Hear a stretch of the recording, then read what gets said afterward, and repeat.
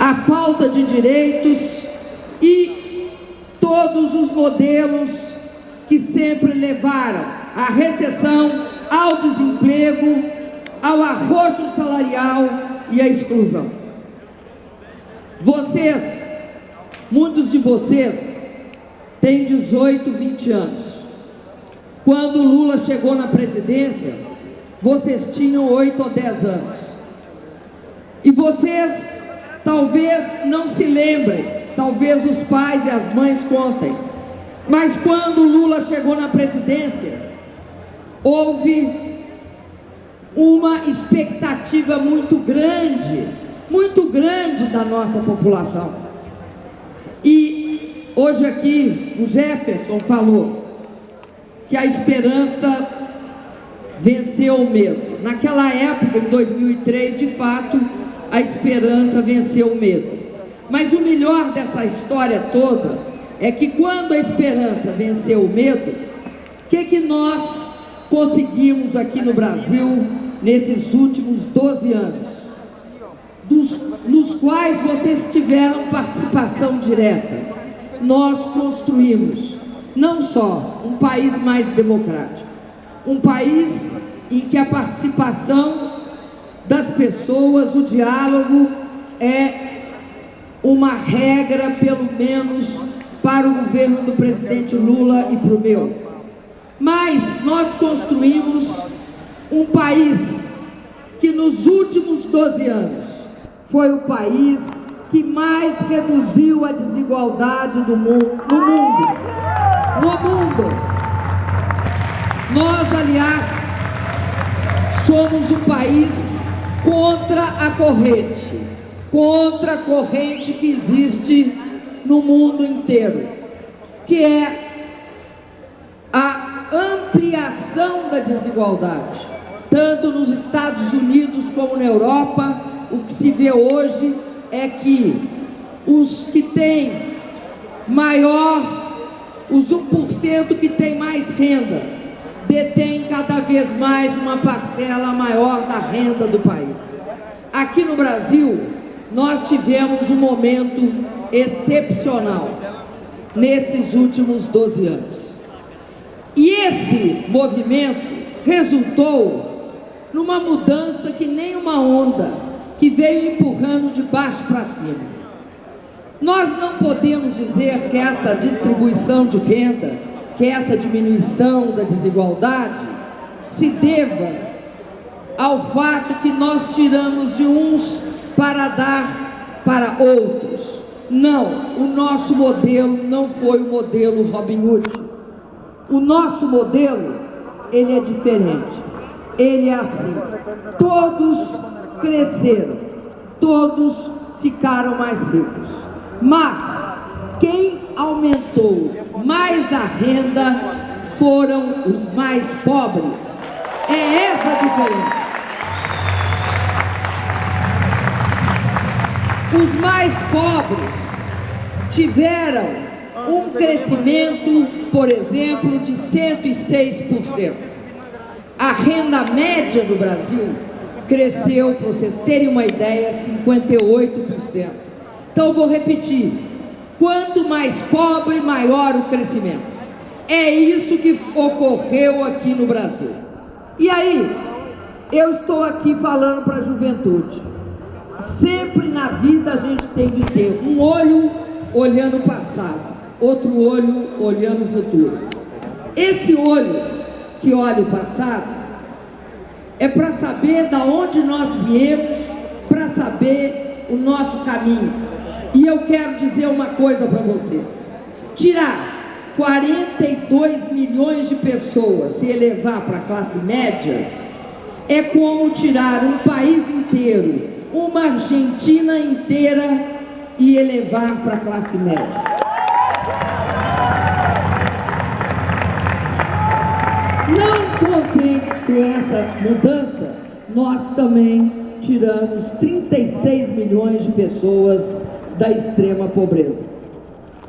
E o Brasil, além disso, é um país com uma indústria sofisticada, com uma agricultura, o Brasil é um país que tem petróleo, minério.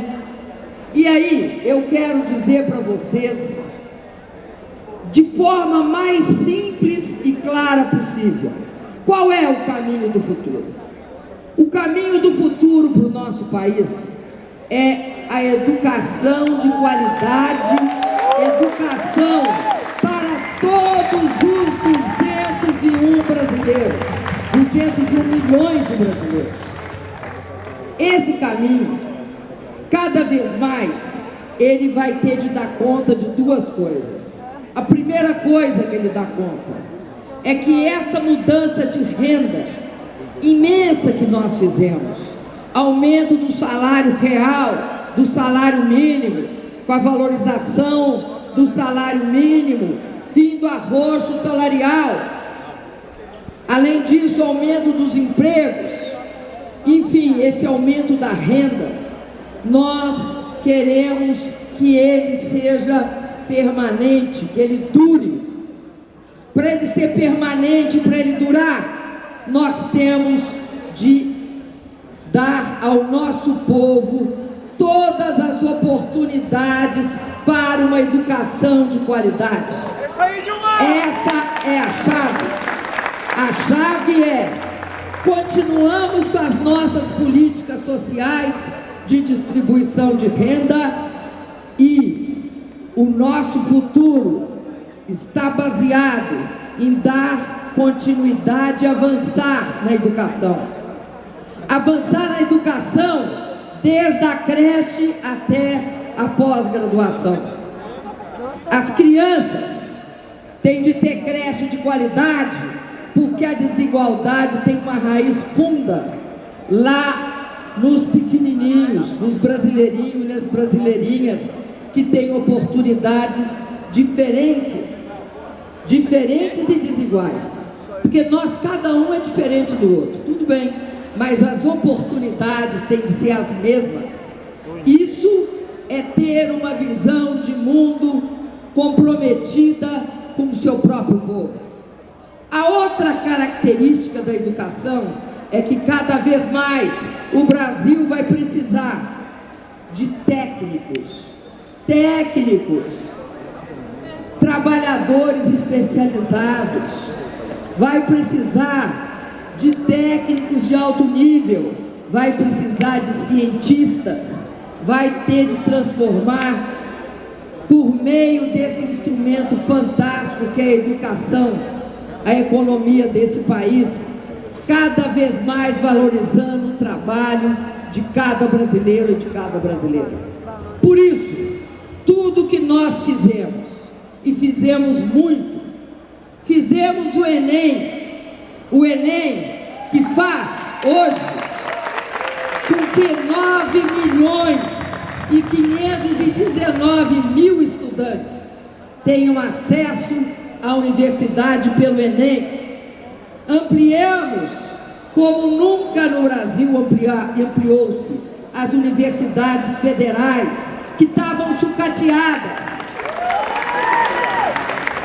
Criamos os institutos federais de educação, ciência e tecnologia, acabando com uma proibição absurda do governo anterior ao do presidente Lula, que proibia escola técnica feita pelo governo federal. Voltamos sim a fazer escola técnica, e ao voltarmos a fazer escola técnica, criamos as condições para esse programa que é o Pronatec, que vai formar 8 milhões de brasileiros e brasileiras. Só hoje nós temos 7.300.000 matrículas. O que eu quero dizer com isso? Eu quero dizer que a juventude, nesse processo, é protagonista de uma transformação imensa nesse país. É ela que, com a sua ousadia, a sua esperança, essa imensa generosidade dos jovens, tem a missão de construir o futuro desse país. fazendo presente agora. Por isso eu quero saudar a participação, como saudei a semana passada, quero saudar a participação da juventude do PT no Estatuto da Juventude, como saudei a participação da UJS semana passada, porque o Estatuto da Juventude é esse país reconhecendo que para a juventude nós temos de construir uma política de Estado, porque o jovem é estratégico neste país. E aí eu quero chegar à questão dos negros do nosso país. Eu tenho muito orgulho de uma coisa, que é um passo fundamental. Quando saíram os dados de 2010 do IBGE, uma informação tem de ser valorizada por todos nós. Nós somos um país de forte presença na sua formação, na formação do povo brasileiro, do negro, do indígena, do branco, de todas as etnias. Mas o negro tem uma presença muito importante no Brasil. Ele construiu, ao longo dos 500 anos da nossa história, a base do povo brasileiro. Então, quando no censo de 2010, a população, 53% da população, se disse negra, eu acredito que isso é um passo importante. É como se o povo brasileiro se olhasse no espelho e visse refletido ali a sua origem, a sua alma e as suas características. Daí porque, e dado a força sorrateira do racismo, daí porque a lei de cotas é tão importante. É uma ação afirmativa para os negros, para os pobres e para os originários da escola pública. É isso aí, Dilma! Além disso, eu concordo que um dos grandes problemas sociais que o Brasil enfrenta é a violência sobre a população jovem negra do Brasil. Está absolutamente comprovado que entre os 15 e os 29 anos, o jovem negro tem um índice de mortalidade por homicídio dos mais elevados do país. Foi isso que nos levou a juntar 11 ministérios e a fazer o programa Juventude Viva.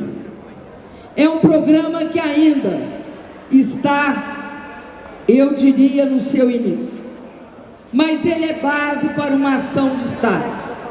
Para uma ação de Estado que vai congregar não só a questão da segurança pública, mas também tem, por definição, de organizar ações afirmativas. Eu acho que ação afirmativa é aquela em que nós detectamos as decorrências do racismo e criamos as condições para derrotá-lo. Por isso é que nós, ao definirmos qual era o tema principal da Copa do Mundo, definimos que o tema principal da Copa do Mundo tinha de ser a paz.